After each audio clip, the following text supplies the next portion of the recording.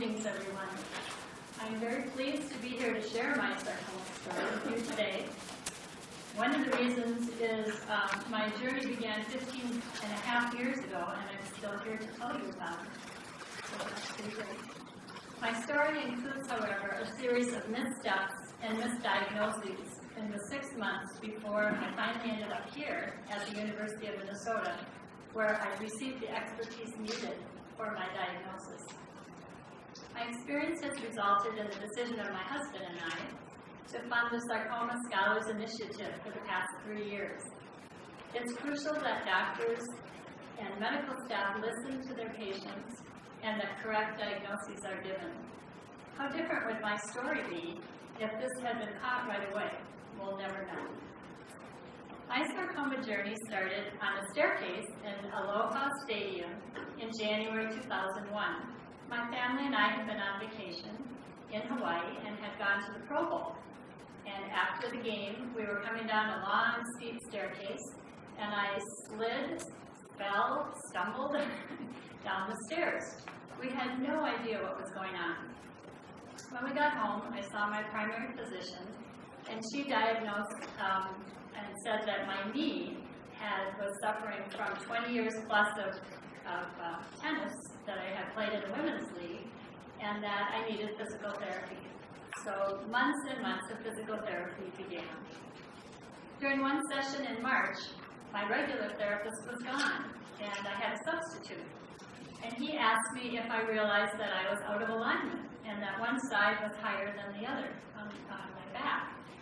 And he told me to be sure to tell my regular therapist when she got back about this. So when she returned, I did. And she said, "Oh, he was just a sub. He doesn't know what he's talking about." By later May, I started to feel uncomfortable around my hip area. A return visit to my primary physician resulted in an X-ray, which we discovered later does not show soft tissue tumors, and I was diagnosed with bursitis. More physical therapy. In early June, I was shocked when I tried on a pair of pants that I had worn for years. I was one of those people that didn't gain weight, and I had a pair that I loved to wear, and I couldn't zip it up. I could not figure out what was wrong because I knew that I had not gained any weight. At that point, I felt really strongly that something was wrong, and I went back to my primary physician and said I needed to see someone else. I went to an orthopedist who did a CT scan. When we met to find out the results of the scan, he immediately acknowledged that his medical expertise for my medical condition was way above his medical expertise and referred me to Dr. Cheng here at the university. After more diagnostics, appointments, and a biopsy, it was finally diagnosed that I had a malignant softball-sized tumor that was a myxoid liposarcoma tucked under my right buttock. On Monday afternoon, July 2nd of 2001, we were sitting in Dr. Cheng's office when he told me he was going to do surgery the next morning. I went into panic mode, trying to get things organized at home and at work, and started contacting everyone to start praying right away for my surgery and for Dr. Cheng and for all the medical staff that would be working. So surgery was the next morning, July 3rd. Unfortunately, the tumor had wrapped around my major muscle, the gluteus maximus, and when Dr. Cheng did the surgery, he had to remove the entire muscle as well. Little had I realized that my days of playing tennis and running around were over. I had later, when I could joke about it, I told him that I wish he would have told me, or I wish I would have known, so that I would have been able to play doubles tennis at midnight the night before. But the next part of my recovery was at home. I was unable to get out of my chair for weeks without help.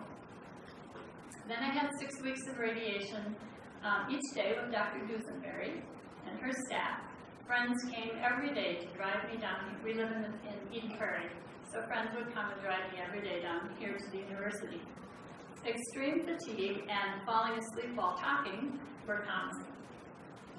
Slowly I began to get my strength back, And although chronic pain is still a constant problem today, and I walk with a cane, mostly for curves and downward slopes, and when I'm in a crowd, steps are not doable.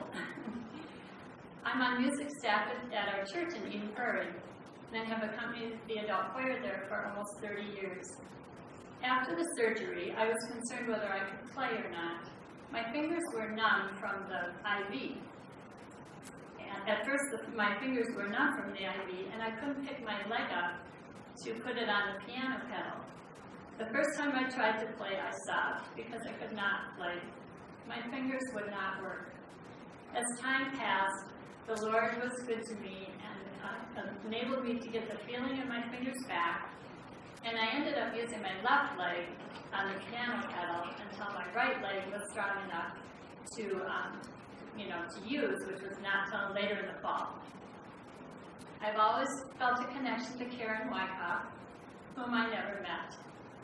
My very first day of radiation, Dr. Dusenberry came in, and she was very sad. She said that a patient of hers had died, and that she was so young. That was Karen. Dr. Dusenberry talked about how there was little public information about sarcoma, and how Karen wanted to change that. My husband and family and I had no clue what sarcoma was, and the only way that we could get any information was from Dr. Cheng, because at that time there was no online information on sarcoma at all. It was a frightening and lonely time without more available information. Although the intervening years have been challenging, I experience God's strength each day as He gives me just what I need for the I have learned that you must advocate for yourself as a patient. You need to follow through if something does not feel right. I have learned to stay positive and to find the joy and goodness in each day, to share time with family and friends, to be so grateful for my loving husband, our son, our daughter, and their spouses, and my little granddaughter. I also know that my faith has been intertwined every step of the way during this entire journey. I could not be doing what I am doing without God walking with me every single step of the way. Day or night, He is always there. I hope this has helped you to hear my story. No matter what direction you choose to go in the medical field, it is so important to listen closely to what patients are telling you.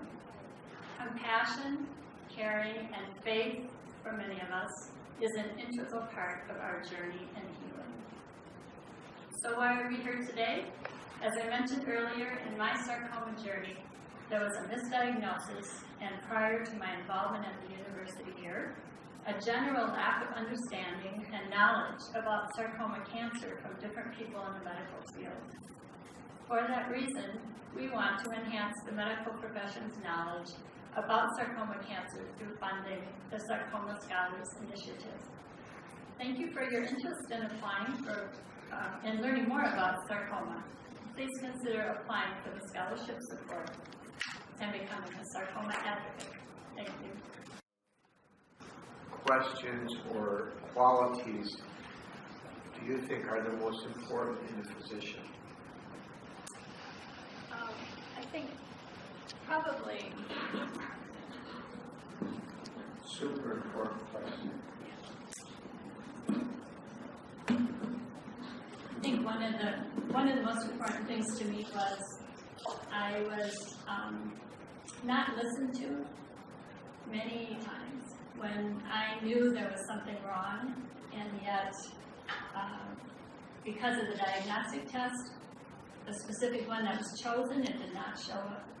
I think that as a patient, you want to feel that you're valued and that you're listened to and that you're not just rushed off because you don't know right then what the answer is. But I think the biggest thing for me was I have encountered so many situations where there have been, that I've not been listened to. I think that's probably the biggest one. And just the care and compassion too. I have, I've dealt with so many different doctors, and you each are going to end up having your own style.